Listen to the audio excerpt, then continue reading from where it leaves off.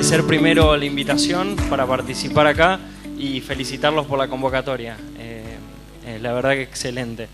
Lo que voy a intentar hacer con mi presentación es una especie de introducción a qué son las ACTech, que todos podamos tener una idea más o menos acabada y sobre todo práctica de qué se trata, y después al final estoy abierto para preguntas o para charlar.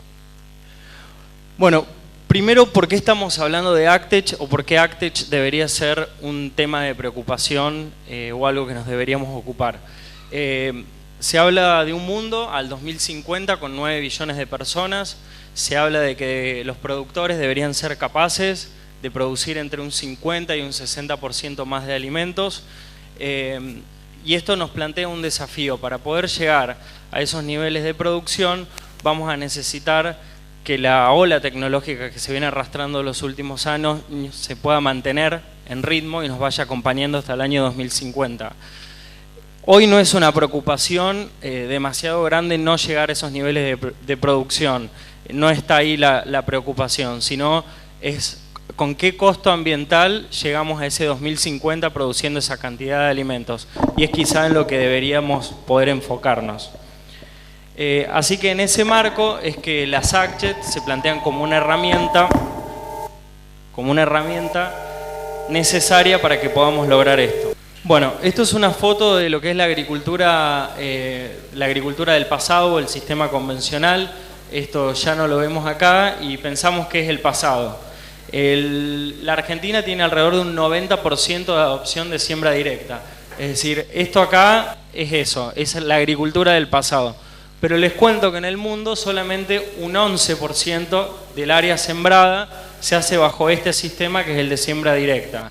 Entonces, algo que para nosotros puede parecer totalmente obsoleto, la realidad es que en el resto del mundo sigue siendo una tecnología vigente. Para repasar, en términos económicos y ambientales, el sistema de siembra directa nos ayuda a mejorar la eficiencia de uso de agua en un 60%, disminuir la cantidad de combustibles fósiles entre un 60 y un 70%, mejorar los niveles de rendimiento entre un 20 y un 30%, y estos son datos y lecciones aprendidas de la Argentina para el mundo. Pero bueno, en el resto del mundo todavía queda mucho por hacer en este sentido. Esto no significa que ya está todo hecho, que somos mejores y que nos tenemos que quedar ahí, sino que estamos bien posicionados en este sentido y que estamos de alguna manera mejor parados que el resto del mundo si lo planteamos en estos términos. Y esto es una foto de lo que posiblemente sea la agricultura de cara más al futuro, con máquinas automatizadas donde ni siquiera necesite un operario que esté arriba de esa máquina para manejarla, sino que las personas que antes usaban este tipo de operaciones van a poder usar su tiempo para hacer otra cosa y generar valor en otras áreas. Esto me pareció muy gráfico. Este gráfico muestra al año 1900 cuántos agricultores eran necesarios para alimentar a cada persona. Y se hablaba de que un agricultor en el año 1900 era capaz de alimentar hasta 7 personas. Para hacer la misma relación, al año 2017, un agricultor tiene capacidad de alimentar hasta 49 personas. Entonces, en estos poquito más de 100 años, crecimos 7 veces la productividad por cada productor. Es decir, venimos muy bien, pero esa tendencia se tiene que poder mantener. Fundamentalmente fueron el motor y la energía eléctrica las dos componentes que permitieron lograr una agricultura mecanizada y a gran escala. Y ahora sí, ya parándonos en la agricultura del futuro, empezamos a hablar de robots. Y los robots están trabajando el campo. Esto es una máquina que está cosechando fruta de una manera automatizada. Cuando arrancó esto, en realidad se planteaba como un tema, una solución para lugares donde no se consigue mano de obra para hacer este tipo de labores. Lo que tenía de malo es que era de muy alto costo y a su vez era poco viable porque yo para cada tipo de cultivo necesitaba una máquina específica para hacer la cosecha. Entonces era poco viable que tenga un robot para cada tipo de cultivo. Hoy por hoy esta tecnología ya está en un estatus donde cada robot tiene una capacidad de cosechar, ninguno cosecha todos los cultivos, pero sí cosechan al menos 3 o 4 y son prototipos que se van adaptando a diferentes cultivos y el costo también es más bajo. Entonces lo que les quiero decir con esto, que es una tecnología que arrancó como algo experimental y hoy ya está a campo y está siendo aplicado en más y más lugares. Ahora sí, un poquito más cercano a lo que quizás hacen muchos de ustedes, estas tecnologías o las AgTech aplicadas a lo que son fitosanitarios. ¿Por qué empezaron a aplicar tecnología? Primero por el altísimo costo que revisten los fitosanitarios en el esquema de producción y segundo por los cuestionamientos de la sociedad, del sector productivo que usa fitosanitarios y a la sociedad demasiado no le gustan. Entonces también por un tema social y un tema ambiental y un tema económico es que empezamos a pensar cómo podíamos mejorar la forma en la que usábamos los insumos sin resignar productividad. De las tecnologías que me parecieron más disruptivas para acompañar esto, el WeedSeeker, el Weed, son dos tecnologías que están posicionadas ya desde hace un tiempo, sensores que se montan en el botalón de la pulverizadora, leen cuando hay verde y hacen la aplicación en lotes en barbecho solamente donde hay maleza. Con esta tecnología se permitió ahorrar hasta un 90% del consumo de fitosanitarios en el lote, es decir, es bien efectiva. Y el EcoSpinner es el caso de una tecnología desarrollada por socios de Apresid del sur de Buenos Aires que trabaja con esta misma mecánica.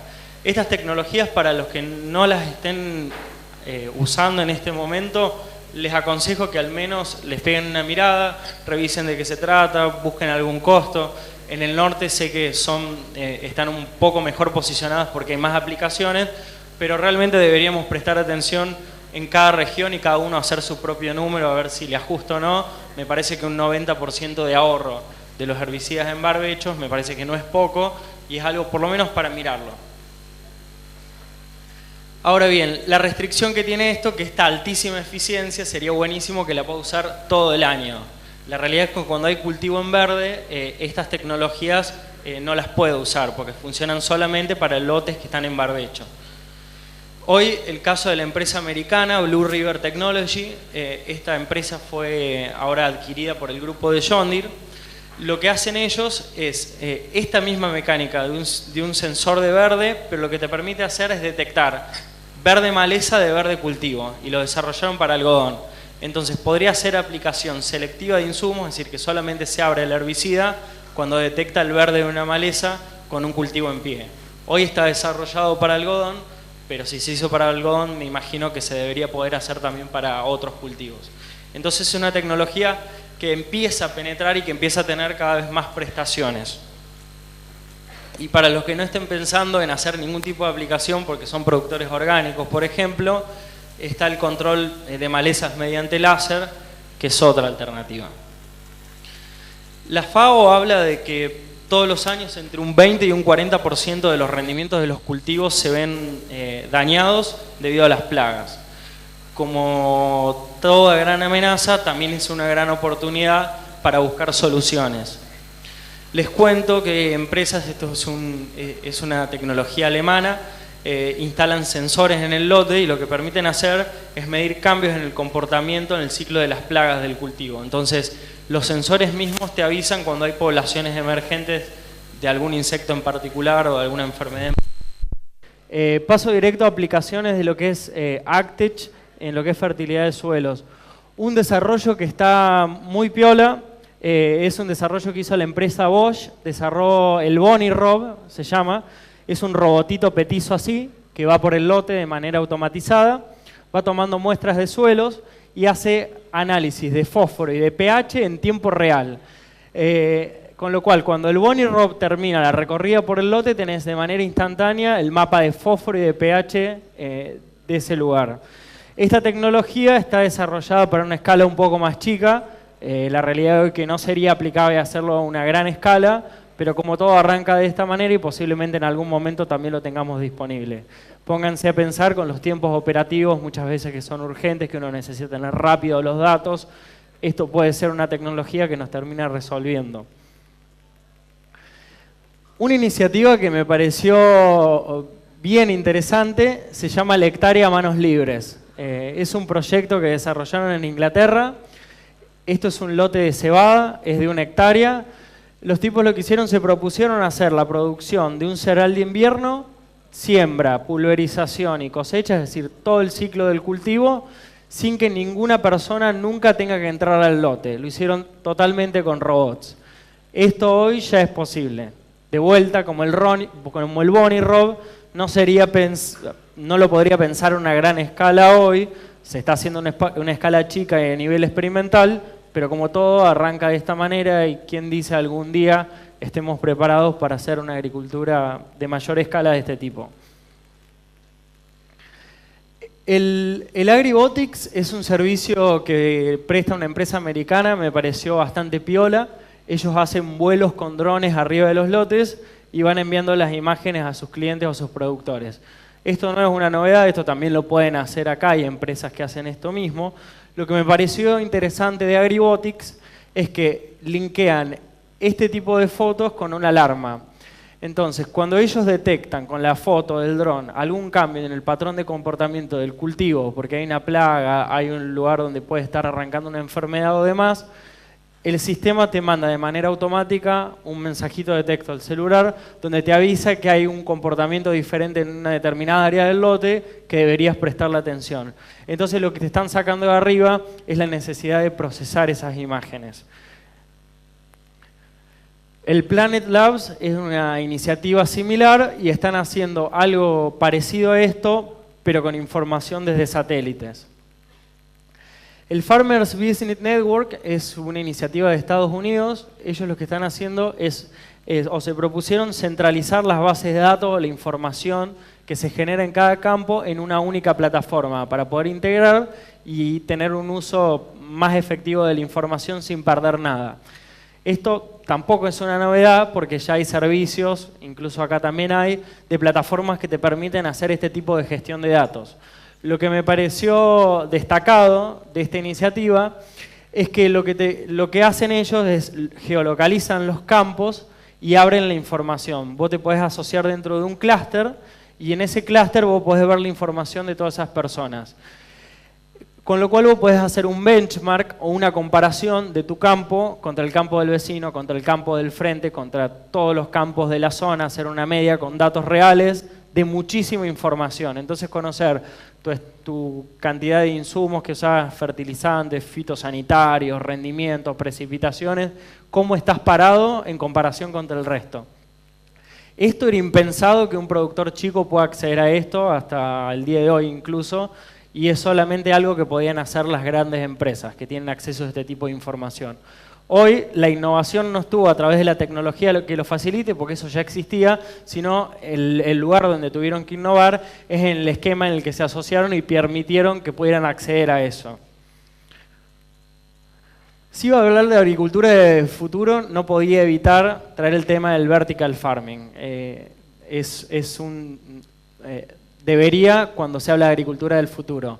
¿Qué es el vertical farming? Son planchas de cultivo adentro de invernadero, se riegan y se fertilizan a través del agua, se alimentan con radiación a través de luces que van en los invernaderos. Esta foto de abajo, por ejemplo, es una foto en la Universidad de Wageningen, en Holanda. La tomé yo el año pasado cuando estuve visitando un proyecto. Este es un proyecto que hizo Wageningen con la empresa Philips de electricidad. Generaron micro LEDs para alumbrar el cultivo y les voy a contar algo interesante acerca de eso. ¿Qué es lo que tiene de beneficioso esta tecnología? Que te permite producir muchísimo en muy poca superficie. ¿Y para dónde sería una buena opción esto? En los lugares donde el espacio es muy limitado o el costo de la tierra es muy alto, esto es una buena alternativa. Lo que tiene de malo es que los costos son altísimos y hay muy pocos cultivos hoy que son rentables producidos de esta manera. Por ejemplo, lo que en Holanda están haciendo, empezaron a probar alternar los patrones de banda de ancho de luz con el que irradian el cultivo y empezaron a ver que cuando empezás a hacer alternancia de los patrones, los cultivos rinden más en el mismo periodo. Es decir, están haciendo más eficiente el uso de los invernaderos a través de alternar patrones y hoy están estudiando eso. Traigo esto a colación nada más para contarles que los límites de la tecnología muchas veces no están puestos ni bien se libera el producto, sino que se siguen mejorando, perfeccionando, y eso en términos generales implica que va bajando el costo de la tecnología a través que pasa el tiempo. Esta iniciativa se llama la Iniciativa de la Agricultura Abierta, es del MIT en Estados Unidos. Los tipos lo que hicieron fue un catálogo de climas. Es decir, para cada cultivo estudiaron temperatura, humedad y nivel de precipitación óptimo para ese cultivo.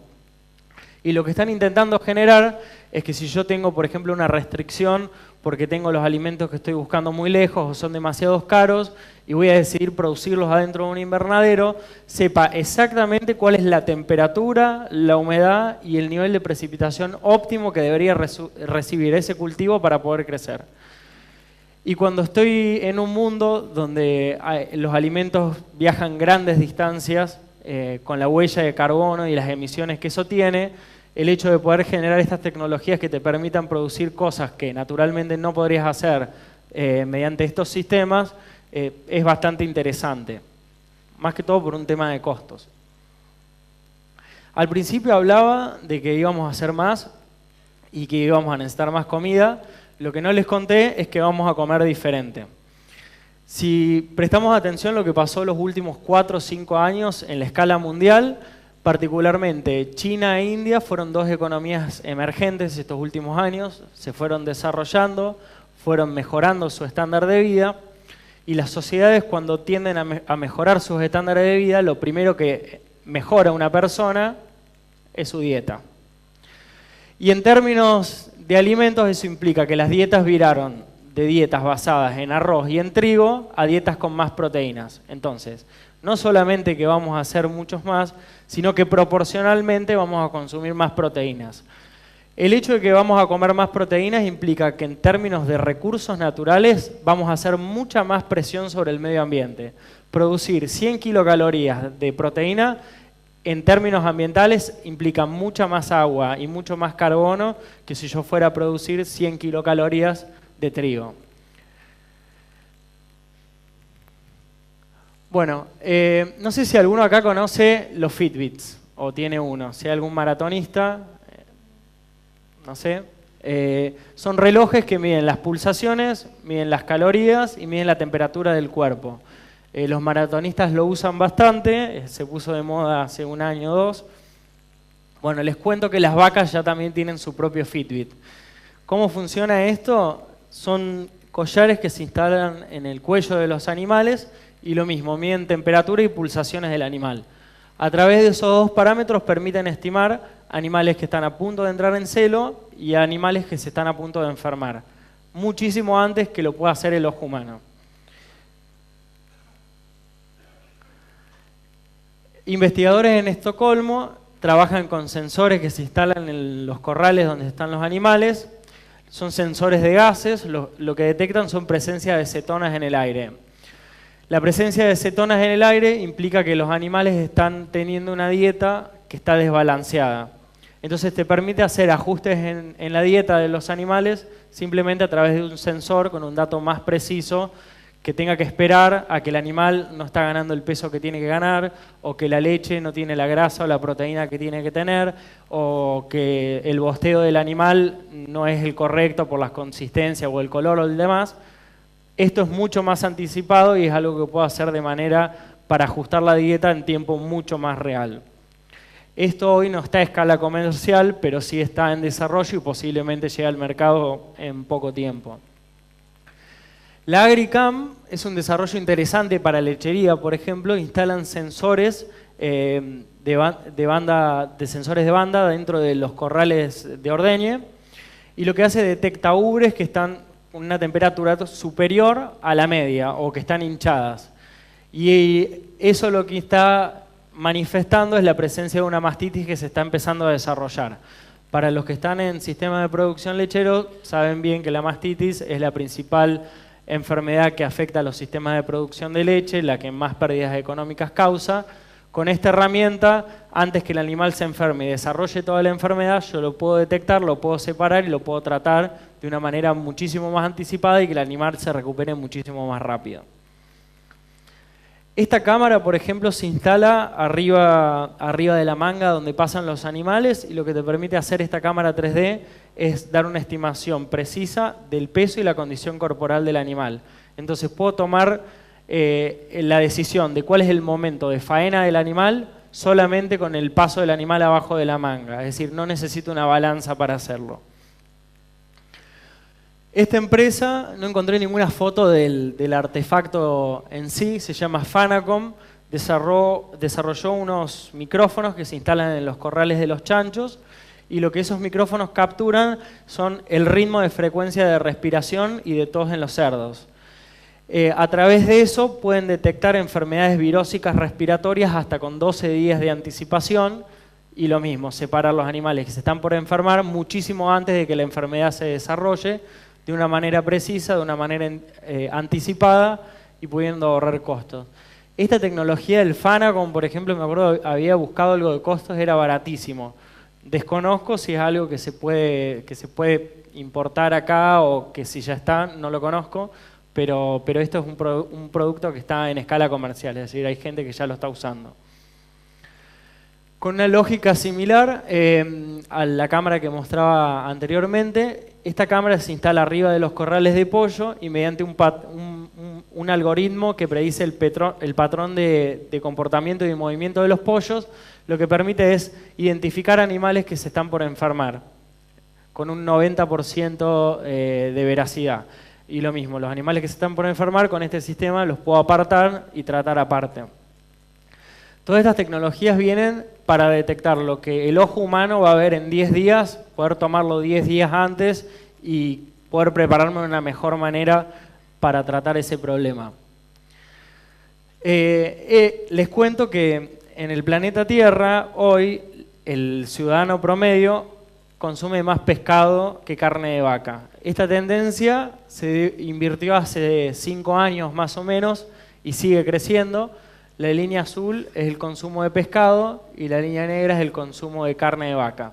Hoy el mundo consume más pescado que carne de vaca. Principalmente por un tema de costos, el pescado es más barato y en términos de convertir alimento en proteína animal es más eficiente, pero también hay temas relacionados a la salud de ese alimento que hace que esto todavía se apoye aún más. Con lo cual, si no lo estaban viendo, sería bueno que lo empiecen a ver y si no están haciendo nada, sería bueno que se pregunten si deberían estar haciendo algo. Quizás no, pero quizás sí. Más allá que no sea nuestro caso, es el caso del mundo y muchos de los productos que nosotros producimos los exportamos. Entonces no importa si yo como más pescado me gusta o no, sino es qué es lo que está pidiendo el consumidor mundial y los mercados mundiales, porque en definitiva son ellos los que terminan traccionando estas cosas.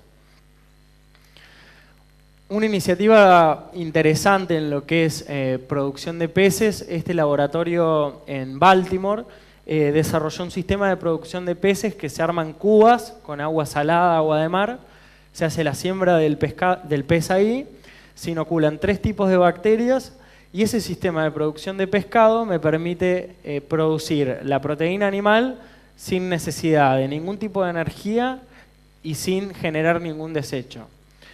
Con lo cual se habla de que es el sistema de producción de proteínas más eficiente que existe en el mundo.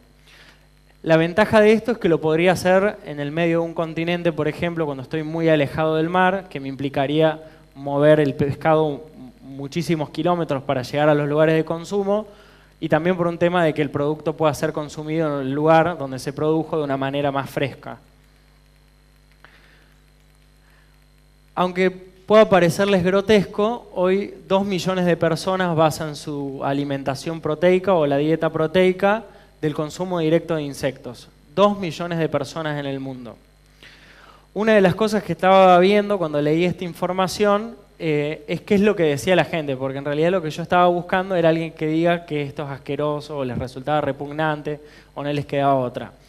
Y cuando escuchaba los videos, los tipos hablaban de cómo preparar los insectos, en qué tipo de preparaciones, cómo consumirlos, los beneficios que tienen para la salud, pero nadie hablaba que les parecían feos o les parecían desagradables, sino que eso me dio un poco la pauta de que evidentemente hay una componente cultural muy grande en lo que es la alimentación, dado que para ellos esto era algo normal y nosotros ni locos quizás nos comeríamos un guiso de langostas, por ejemplo. Para los que no se vean a sí mismos consumiendo un brochet de grillos, les cuento que también empezaron a pensar en los consumidores que no se animan a estas cosas y empezaron a hacer subproductos a partir de insectos. ¿Por qué la gente consume insectos? Que eso no lo dije. Porque es la fuente, es el ser que es capaz de producir proteínas más eficiente en el mundo, ¿sí? Es el sistema de producción de proteínas más eficiente del mundo. Con lo cual es de menor costo y a su vez en algunos lugares es lo único que hay al alcance para hacerse de proteínas de las personas. Para aprovechar todo esto, el bajo costo y la disponibilidad en determinados lugares, lo que empezaron a hacer son este tipo de subproductos. Esto es una harina de grillo, por ejemplo. Con esta harina se pueden preparar muchas cosas, budines, tartas, hacían como unas torrejas, y son cosas que se pueden aprovechar para meter adentro de la alimentación. Y para los que no se imaginen ni consumiendo el brochet de grillo ni la harina de grillo, tampoco todo está perdido. Podemos pensar en aprovechar esta proteína barata como una fuente de alimentación del ganado y nosotros nos comemos un asado o un pollo que haya sido producido con proteína más eficiente y más barata. También, si iba a hablar de proteínas del futuro, de nuevas proteínas, era inevitable traer el tema de la carne sintética. Esto es carne hecha totalmente in vitro. La primera carne sintética se hizo una hamburguesa en Holanda hace unos 5 años. Poquito tiempo después salió la primera albóndiga sintética en Estados Unidos. ¿Por qué alguien inventaría la carne in vitro si ya existe la carne real y la que hacemos acá es buenísima? Por 2 motivos. El principal tenía que ver con segmentos de consumidores, por ejemplo los veganos o los segmentos que están a favor de la protección de los derechos de los animales, que les parece que consumir carne es una práctica de la barbarie o es algo cruento. Ellos no consiguen comer un animal vivo, pero cuando les hablas de algo de este estilo, donde no hubo ningún tipo de muerte en el medio, para ellos este tipo de productos es una opción. Y el segundo motivo tiene que ver con que se supone que esto, en términos ambientales, implica menores emisiones de gases de efecto invernadero cuando lo comparamos con la ganadería convencional. La realidad es que lo primero es un hecho, lo segundo, no hay información suficiente para aseverar que eso efectivamente sea así. En términos económicos, cuando la primera hamburguesa salió, estaba alrededor de $200 la lonja de carne. Hoy por hoy, la lonja de carne creo que está en unos $15 o algo así, con lo cual, en 5 años se fue al 10% el valor, con lo cual nos está dando la pauta de que a través de los años el precio va a seguir bajando y va a llegar un momento donde quizás el precio de la carne común y la carne in vitro tenga un precio de mercado similar y ahí sí está la decisión del consumidor, lo quiero consumir, me gusta o no me gusta, con lo cual en algún momento puede entrar a competir. Algunas empresas que están en el negocio de la carne en Argentina, por ejemplo, estoy al tanto de que tienen acciones dentro de empresas que están haciendo carnes sintéticas. Con lo cual, no sé si los tipos están del todo convencidos, pero por lo menos se están atajando por si eso llega a ser así.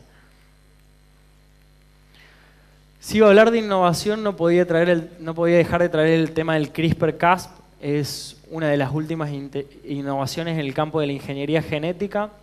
Es una técnica de ingeniería genética que permite copiar y pegar genes como si fuera un documento de Word. Se hacen inducciones o cambios en el genoma muy chiquitos a nivel de una base, con lo cual son tremendamente específicos. El beneficio que tiene esto es que no tengo, como la transgénesis convencional, no tengo mutación aleatoria o genes que me terminé llevando y no me los quería llevar, sino que son modificaciones tremendamente precisas. ¿Por qué viene esta tecnología? Porque me ayudaría a llegar a estas mejoras de una manera más precisa sin tener cambios indeseados. Eso fue lo primero. Lo segundo tiene que ver con que en el mundo hay determinados grupos políticos, determinados grupos ambientalistas, por así llamarlos, que están en contra de los transgénicos, que no quieren consumir transgénicos, mercados que no aceptan alimentos transgénicos.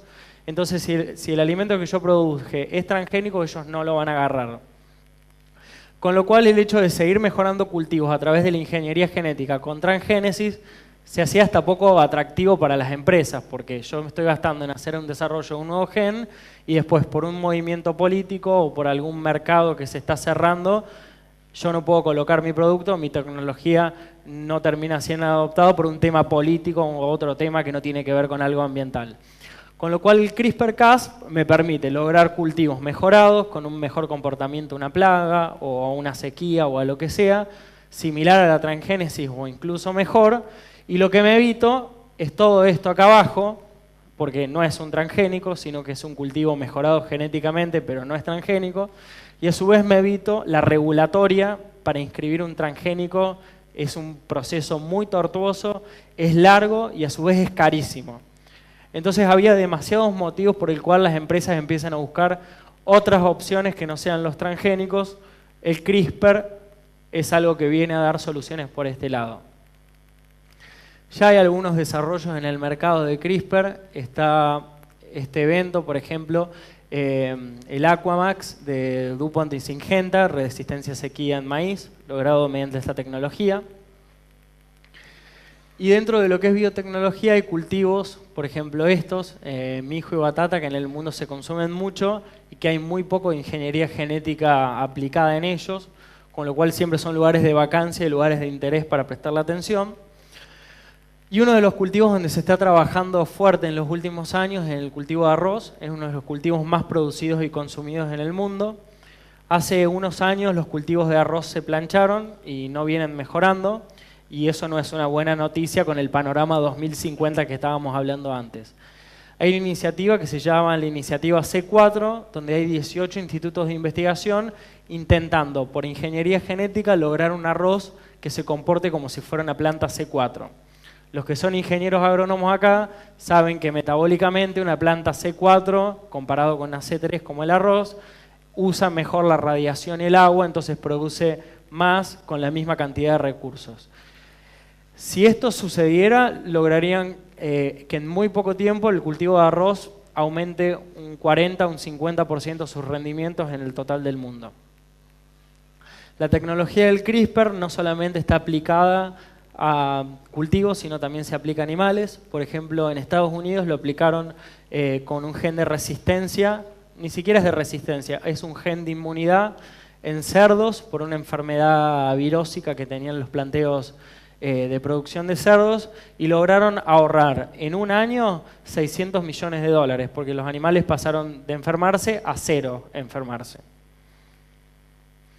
Bueno, si alguna de las cosas que les conté anteriormente captaron en alguna medida su atención, les cuento que de esto y de mucho más vamos a estar hablando el 9 de agosto en el Centro de Eventos Forja en la ciudad de Córdoba. Estamos organizando el primer Congreso Nacional de ACTech con el Ministerio de Producción, de Agroindustria, de Ciencia y Tecnología de la Nación, Agencia Argentina de Inversiones y Comercio Exterior, Bolsa de Comercio de Rosario, Bolsa de Cereales de Buenos Aires, los grupos CREA y APRESID. Esto va a ser en el marco del Congreso APRESID anual, que es del 8 al 10 de agosto en Córdoba. Desde ya los invito a todos. El día del medio del Congreso APRESID, en una de las salas, va a estar ocurriendo esto. Les recomiendo que revisen la agenda, está disponible, está online, está muy interesante, y lo que van a hablar ahí van a ser los especialistas de las cosas que yo les mostré antes, para mostrar cada tecnología muchísimo más en profundidad.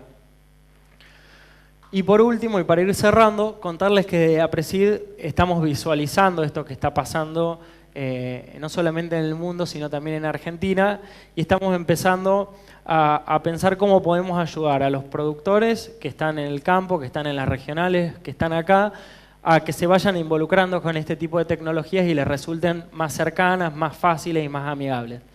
Entonces, lo que estamos lanzando ahora en agosto es nuestro website. Esto va a ser como una especie de App Store, como el que tienen en el celular, donde se descargan las aplicaciones, pero para aplicaciones de tecnología en agricultura, ¿sí? Pone el nombre ahí, hay categorías donde te va marcando el tipo de productos que hay, si quiero ver productos de riego, productos de siembra, productos de fertilización, y te va tirando todas las ACTech que hay disponibles hoy para eso, para descargar, para revisar y para ver cuál les ajusta mejor. Esto lo que permite es, primero, ponerlas a todas juntas en una especie de catálogo y segundo, facilitarles a ustedes que puedan revisarlas y involucrarse desde una plataforma un poquito más amable. La gente va a poder hacer review como en las aplicaciones normales. Uno le pone 5 estrellitas si le gustó mucho y 1 estrellita si les gustó poco. Y como ven, es re sencillo. Se pone el nombre del producto, una descripción cortita y directamente los links para descargar de acuerdo si tengo un celular, un iPhone o un Android o cualquier otro. Y siempre con algún videito tutorial cortito como para ver de qué se trata eso. Bueno, hay evaluaciones de los parámetros individuales de cada app y cada productor puede entrar y dejar sus comentarios. Probé esta app, me parece buenísima, me parece que se podría mejorar esto, o cada uno poder compartir su experiencia. Para los que se están matando la vista para intentar leer lo que dice ahí, no se gasten porque está todo latín eso. Son textos en blanco que se ponen de relleno, nada más. La vamos a lanzar a la plataforma a partir de agosto. Esto va a ser abierto y va a ser gratuito, no solamente para socios Aprecis, sino para cualquier productor. Y para las empresas es también gratuito poder cargar los productos. Entonces, estando este tipo de herramientas que Aprecid está acercando a la comunidad de productores, al ecosistema, usémoslo porque son para eso y nos van a ayudar a producir mejor y a estar mejor informados. Gracias de nuevo y les dejo mis datos de contacto por si quieren saber un poquito más del Congreso o del proyecto de ACTech. Gracias.